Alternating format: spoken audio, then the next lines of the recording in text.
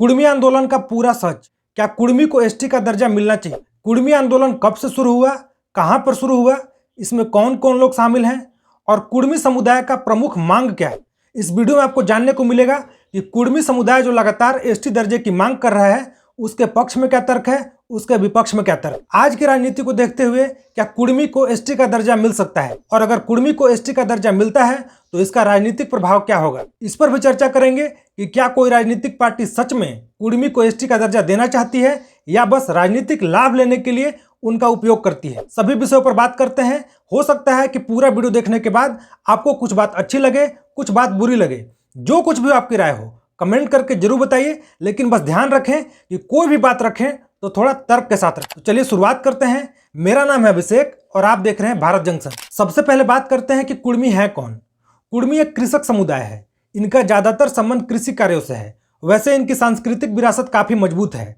इनकी जनसंख्या की बात करें तो ज्यादातर जनसंख्या इनकी आपको पश्चिम बंगाल, झारखंड और उड़ीसा के आसपास देखने को मिलेगी। वैसे इनकी कुछ जनसंख्या असम में भी है, लेकिन ज्यादातर इनकी जनसंख्या छोटा नागपुर पठार के आसपास है। वैसे इनकी भाषा की बात करें तो भाषा इनकी कुड़माली है।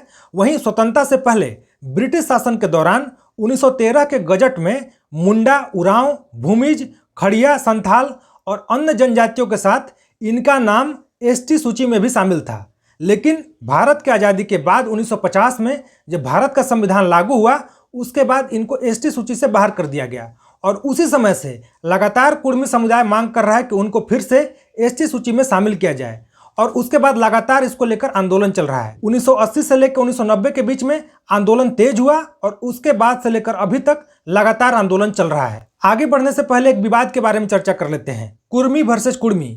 कुर्मी और कुर्मी में क्या अंतर है? कुछ लोग बोलते हैं कि कुर्मी और कुर्मी एक ही हैं, वही कुर्मी समुदाय के लोग बोलते हैं कि कुर्मी और कुर्मी में बहुत अंतर है। National commission for backward class के बिहार ब्रांच ने 2004 में कुछ फाइंडिंग पेश किया था। उसमें उन्होंने बोला था कि 1956 में बैकवर्ड क्लास लिस्ट बिहार प्रकाशित हुआ था। उसके एनेक्चर 1 के एंट्री 60 में बोला गया कि कुर्मी महतो छोटा नागपुर डिवीजन के रहने वाले हैं।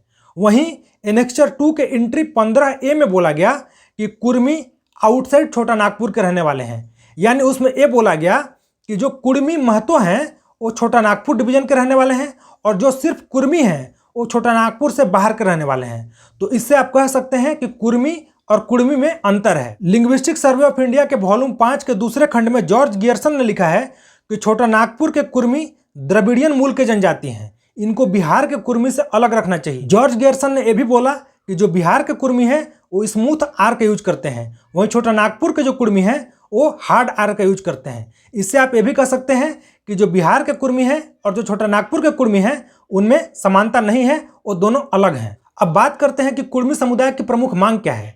ये जो इतना बड़ा आंदोलन चल रहा है, इसमें कुर्मी समुदाय आखिर चाहता क्या है? तो देखिए, कुर्मी समुदाय की प्रमुख 2 मांग है। पहला कि उनको अनुसूचित जनजाति सूची में शामिल किया जाए। दूसरा, उनकी भाषा कुर्माली को संविधान की 8वीं अनुसूची में शामिल किया जाए। यही 2 प्रमुख मांग है कुर्मी समुदाय की। अब बात करते हैं कि इस पूरे विवाद के पक्ष में क्या तर्क है, विपक्ष में क्या तर्क है। जब 1950 से कुर्मी समुदाय लगातार आंदोलन कर रहा है तो सरकार कुर्मी को एसटी सूची में क्यों शामिल नहीं करती है? आखिर इसमें समस्या क्या है? तो इसको समझने के लिए आपको लोकूर कमेटी के बारे में समझना पड़ेगा। 1965 में भारत सरकार ने अनुसूचित जाति और अनुसूचित जनजाति सूची में संशोधन के लिए लोकूर कमेटी का गठन किया। लोकूर कमेटी का काम क्या था? लोकूर कमेटी का प्रमुख काम था कि एससी और एसटी लिस्ट में तर्कसंगत और वैज्ञानिक तरीके से संशोधन करना। लोकूर कमेटी ने 5 मानदंड तय किए, जिसके आधार पर सरकार तय करती है कि किसको एसटी सूची में शामिल करना है और किसको एसटी सूची में शामिल नहीं करना है। पहले आप ये 5 पॉइंट सुन लीजिए, उसके बाद एक एक के बारे में बात करते हैं और समझने की कोशिश करते हैं कि इसके पक्ष में क्या तर्क है और जो लोग विरोध करते हैं उनका क्या तर्क है। पहला, आदिम लक्षण के संकेत। दूसरा, विशिष्ट संस्कृति। तीसरा, भौगोलिक अलगाव। चौथा, बड़े पैमाने पर समुदाय के साथ संपर्क करने में शर्म। और 5वां, पिछड़ापन। सबसे पहले बात करते हैं आदिम लक्षण के संकेत। यहाँ पर कुल मिलाकर डीएनए के बारे में बात हो रहा है। अभी जो एसटी सूची में शामिल जनजातियां हैं उसमें R1A1 डीएनए 15% से कम पाया जाता है, जबकि कुर्मी समुदाय को लेकर अभी तक कोई भी ऐसा शोध प्रकाशित नहीं हुआ है। कम से कम ऐसा कोई शोध प्रकाशित नहीं हुआ है जो भारत सरकार या फिर किसी राज्य सरकार के द्वारा उसको मान्यता प्राप्त हो और उसमें ऐसा साबित हो कि कुर्मी समुदाय के अंदर R1A1 डीएनए 15% से कम पाया जाता है। हाँ, कुछ न्यूज आर्टिकल जरूर प्रकाशित हुआ है जिसमें दावा किया गया है कि कुर्मी समुदाय के अंदर भी R1A1 DNA 15% से कम पाया जाता है, लेकिन उस पर भरोसा नहीं किया सकता है जब तक कोई सरकार उसको मान्यता नहीं दे देती है। तो अभी तक कुर्मी समुदाय को लेकर ऐसा कोई पुख्ता शोध प्रकाशित नहीं हुआ है जिसमें दावा किया जा सके कि जैसे बाकी एसटी समुदाय के अंदर R1A1 DNA 15% से कम पाया जाता है औसतन, वैसे ही कुर्मी समुदाय के अंदर भी R1A1 DNA 15% से कम पाया जाता है। यहाँ पर मैं एक बात जरूर कहना चाहूँगा कि अगर कुर्मी समुदाय को लगता है कि उनकी मांग वाजिब है, उनकी मांग सही है, तो बहुत आसानी से DNA से साबित हो सकता है कि उनके अंदर भी R1A1 DNA 15% से कम पाया जाता है। और अगर ऐसा साबित हो जाता है तो कुर्मी समुदाय और मजबूती से अपनी मांग रख सकता है और उनका मांग और मजबूती से सुना भी जाएगा। तो ऐसे में अगर कुर्मी समुदाय चाहे तो DNA के माध्यम से अपनी बात को और मजबूती से रख सकता है। अब दूसरा बात करते हैं विशिष्ट संस्कृति।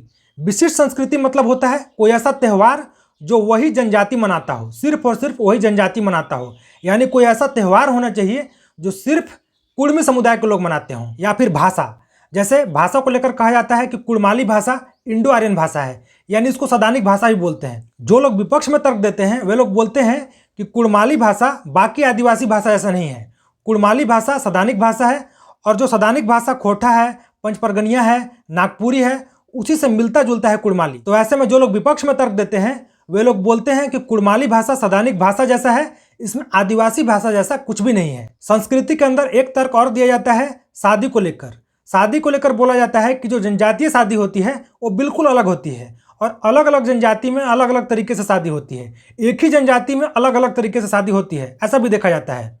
तो जो लोग विपक्ष में तर्क देते हैं वे लोग बोलते हैं कि कुर्मी के अंदर ऐसा कुछ भी नहीं है। जो हिंदू धर्म के अंदर शादी होता है वैसे ही कुर्मी समुदाय के अंदर शादी होता है। तो ऐसे में यहाँ पर कुर्मी के पास कुछ अलग नहीं है, कुछ अनोखा नहीं है, न शादी को लेकर, न फिर त्यौहार को लेकर, न भाषा को लेकर। तो इसलिए यहाँ पर विपक्ष का तर्क थोड़ा मजबूत नजर आता है। तीसरा है भौगोलिक अलगाव। यहाँ पर जरूर कहा जा सकता है कि कुर्मी समुदाय ज़्यादातर छोटा नागपुर पठार के आसपास रहती है, तो यहाँ पर इनका पक्ष मजबूत है। चौथा पैमाना है बड़े पैमाने पर समुदाय के साथ संपर्क करने में शर्म। यानी इसको आप मेल जोल समझिए कि जो जनजातीय समुदाय है वो दूसरे जनजातीय समुदाय के साथ मेल जोल करने में कैसा है। तो अभी आधुनिकता के दौर में, पलायन के दौर में सभी जनजातियाँ एक दूसरे के साथ अच्छा मेलजोल करती हैं। तो यहाँ किसी जनजातीय समुदाय के लिए इसको नहीं कहा जा सकता है कि कौन जनजातीय समुदाय मेलजोल नहीं करता है। सभी जनजातीय समुदाय अभी भी जो एसटी समुदाय में शामिल हैं वे भी अब अच्छा मेलजोल करते हैं। तो इसको लेकर ज़्यादा कुछ न पक्ष में तर्क है न विपक्ष में तर्क है। वहीं पांचवा जो पिछड़ापन को लेकर तर्क है उसमें ऐसा कुछ नहीं है जो सिर्फ और सिर्फ कुर्मी समुदाय के लिए कहा जा सकता है। पिछड़ापन को लेकर सभी समुदाय जाति को लेकर कुछ न कुछ बोला जा सकता है। अब बात करते हैं कि पक्ष में तर्क क्या है। जो कुर्मी समुदाय के लोग इतने समय से आंदोलन कर रहे हैं उसमें सबसे मजबूत और उनके पक्ष में तर्क क्या है। सबसे पहला और जो उनका सबसे मजबूत तर्क है कि स्वतंत्रता से पहले 1913 के गजट में जो एसटी का लिस्ट जारी हुआ था उसमें कुर्मी को शामिल किया गया था, लेकिन आज़ादी के बाद जब 1950 में भारत का संविधान लागू हुआ और एसटी सूची बना तो उसमें कुर्मी को बाहर कर दिया गया। और इसीलिए उनकी मांग है कि इसी आधार पर स्वतंत्रता से पहले वे एसटी सूची में थे और इसीलिए उनको अभी फिर से एसटी सूची में शामिल किया जाना चाहिए। दूसरा उनका तर्क है कि अधिकांश कुर्मी पारंपरिक आस्था और संस्कृति के साथ जीवन यापन कर रहे हैं, इसलिए उनको एसटी की सूची में शामिल करना चाहिए। वे लोग बाकियों से थोड़ा अलग हैं और वे लोग अपना संस्कृति और पारंपरिक आस्था को अभी तक बचा कर रखने में सफल रहे हैं, इसलिए उनकी पहचान को बचाए रखने के लिए उनको एसटी सूची में शामिल करना चाहिए। अब बात कर लेते हैं कि सरकार का इस पूरे आंदोलन पर क्या रुख रहा है और इसमें राजनीति क्या है। आंदोलन काफी लंबे समय से चल रहा है, सरकार लगातार अनदेखी कर रही है। एसटी सूची में शामिल जनजातीय समूह लगातार इसका विरोध करता है कि कुर्मी को एसटी सूची में शामिल नहीं करना चाहिए। उनको लगता है कि अगर कुर्मी को एसटी सूची में शामिल कर लिया जाए तो अभी जो उनको आरक्षण का लाभ मिलता है उसमें उनको नुकसान होगा, क्योंकि उनको लगता है कि अगर कुर्मी को एसटी सूची में शामिल कर लिया जाता है तो उनको जो अभी पूरा का पूरा आरक्षण का लाभ मिलता है वो कुर्मी समुदाय उनके हिस्से का आरक्षण ले जाएगा। इसीलिए अभी जो जनजातीय समूह है वो लगातार इस बात का विरोध करता है कि कुर्मी को एसटी के सूची में शामिल नहीं करना चाहिए। वहीं बात करें, राष्ट्रीय अनुसूचित जनजाति आयोग ने 1994 में सिफारिश किया था कि कुर्मी को एसटी सूची में शामिल करना चाहिए, लेकिन सरकार ने उस पर कोई फैसला नहीं किया। 2004 में भाषाई अल्पसंख्यक और उनके संवैधानिक अधिकारों को लेकर केंद्र सरकार ने रंगनाथ मिश्रा समिति बनाया था। उस समिति ने 2010 में सिफारिश किया कि 37 भाषा को 8वीं अनुसूची में शामिल करना चाहिए और उस 37 भाषा में कुर्मी समुदाय का कुड़माली भाषा भी था, लेकिन सरकार ने उस पर भी कोई फैसला नहीं किया। अब बात कर लेते हैं कि क्या अभी की राजनीति में संभव है कि कुर्मी को एसटी का दर्जा दिया जाए। सबसे पहले बात कर लेते हैं केंद्र सरकार की, फिर बात करते हैं राज्य सरकार की। केंद्र में किसी भी पार्टी की सरकार हो, अभी बीजेपी की सरकार है, लेकिन 11 साल पहले कांग्रेस की सरकार थी। कोई भी सरकार नहीं चाहती है कि इस मामले में आगे चलकर कोई भी फैसला लिया जाए। सभी लोग बस राजनीति करना चाहते हैं। मान लीजिए कि केंद्र में किसी भी पार्टी की सरकार हो और वे फैसला करते हैं कि कुर्मी को एसटी की सूची में शामिल किया जाएगा, लेकिन उनको डर इस बात का रहता है कि अगर कुर्मी को एसटी सूची में शामिल करते हैं तो झारखंड, पश्चिम बंगाल, उड़ीसा, छत्तीसगढ़ में उनको कुर्मी समुदाय का पूरा वोट मिलेगा। लेकिन उनको इस बात का डर रहता है कि इन्हीं राज्यों में झारखंड, पश्चिम बंगाल, उड़ीसा, छत्तीसगढ़ के अलावा मध्य प्रदेश, राजस्थान, गुजरात, इन राज्यों में जहां पर जनजातीय समुदाय काफ़ी संख्या में रहता है, वहां पर उनको कुछ भी वोट नहीं मिलेगा। उनको लगता है कि वो अगर ऐसा फैसला करते हैं तो फिर वो एसटी समुदाय का पूरा वोट गवा देंगे।